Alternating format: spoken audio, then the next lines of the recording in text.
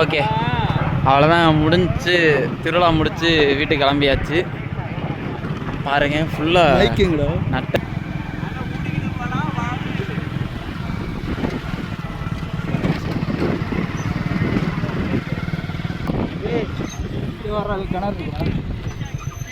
ஏய் எங்கடா கிணறே காணும்.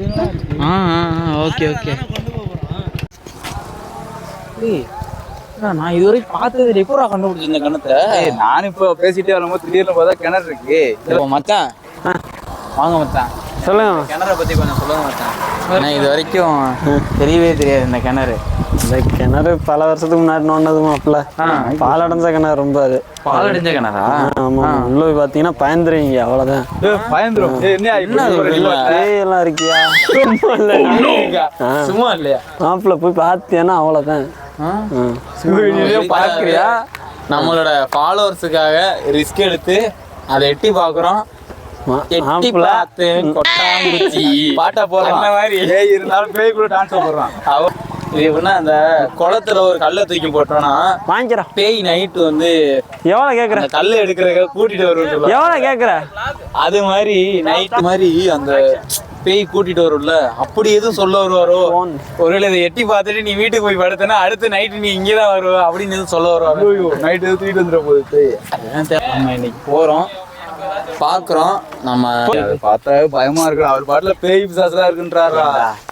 ஒரு சினங்கொண்ட சிங்கத்தை கூட வச்சுக்கிட்டு, அது நான் இருக்கும் போது நீ இந்த வார்த்தையெல்லாம் சொல்லக்கூடாது. நீனா பொருட்காட்சியில பார்த்தனே அவ்வளோ உள்ள ரத்த காட்டி காஞ்சனா போயெல்லாம் இருக்காண்டா. ஏன்டா நான் இருக்கேன்டா, வாங்கடா.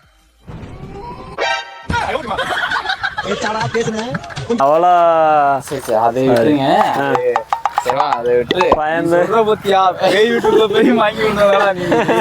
அது வந்து ஒரு எந்த ஒரு எதிர்பார்ப்பும் இல்லாம போனேன். இது வந்து நான் எதிர்பார்ப்போட போறேன். அவளை எந்த ஒரு இதுவும் இருக்காது. வேஷம் மட்டும் வந்தது பயந்து அது வேஷமா? நான் இவ்வளவு நேரம் உண்மையான பேய் வந்துருக்கு அப்படின்னு வாங்கி கதறிக்கிறதுலாம் விழுந்தேனே. சரி நம்ம போயிட்டு பார்த்துட்டோம். அதுக்குள்ள என்னதான் இருக்குன்னு கண்டிப்பா நம்ம பார்ப்போம். ஏன்னா இந்த மாதிரி கிணறுலாம் கண்டிப்பா முள்ளுக்குள்ள நீ போ. அஞ்சா நம்ம கண்டிப்பா போறோம். பயந்தா என்ன தெரியுது இங்கே? இது என்ன எவ்வளவு ஆழமா இருக்கு? தண்ணியா இல்ல. ஆனா இன்னும் கொஞ்சம் தண்ணி எல்லாம் இன்னும் கொஞ்சம் ஆழமானோன்னா கண்டிப்பா தண்ணி வந்திருக்கும் தானே. அப்புறம் அப்படியே விட்டாங்க. அது என்னன்னே தெரியல. ரீசன் நிறைய இருக்கும் போல.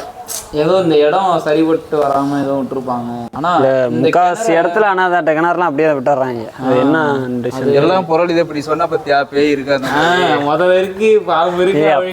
எங்கள்டே அப்பையில இருந்து சொன்னாங்க இருக்கு அப்படின்னு. அங்கெல்லாம் போக வேணாம் அப்படின்னு நான் போயிருந்தேன்னா இன்னும் என்ன இருந்தா இங்க வந்து பார்த்தா ஒன்னத்தையும் பாத்துக்க. நைட்டு கனவுல வரும் மாப்பிள்ள பாத்துக்க. ஐயோ நீ இன்னும் நம்புறியாயா?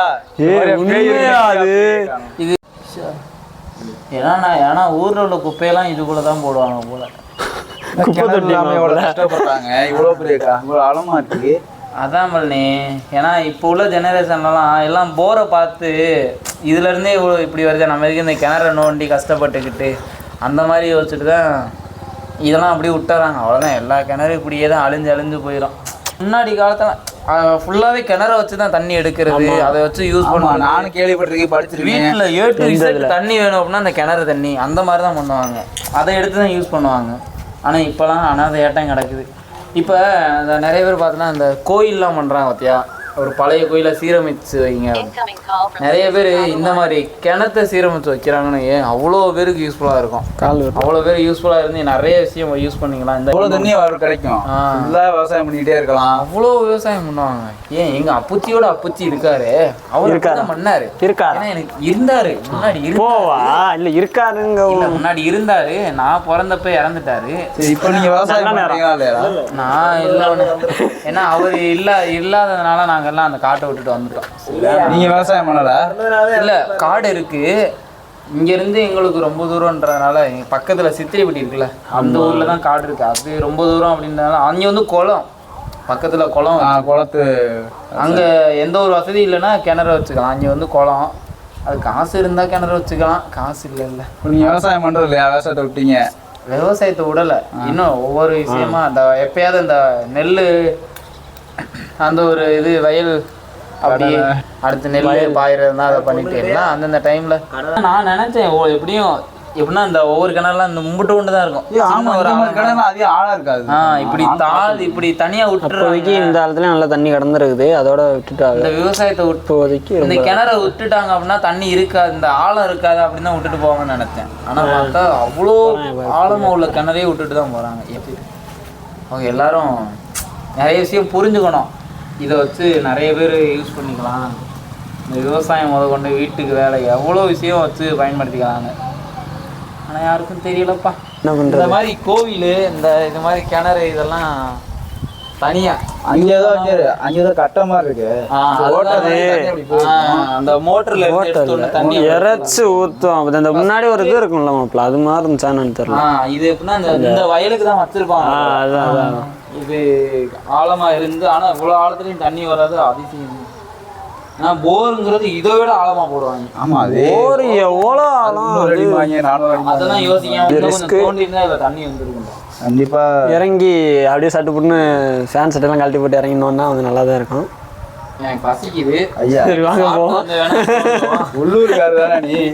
இது வரைக்கும் இந்த கிணத்தை வந்து பாத்திருக்கியா? பேய் கதை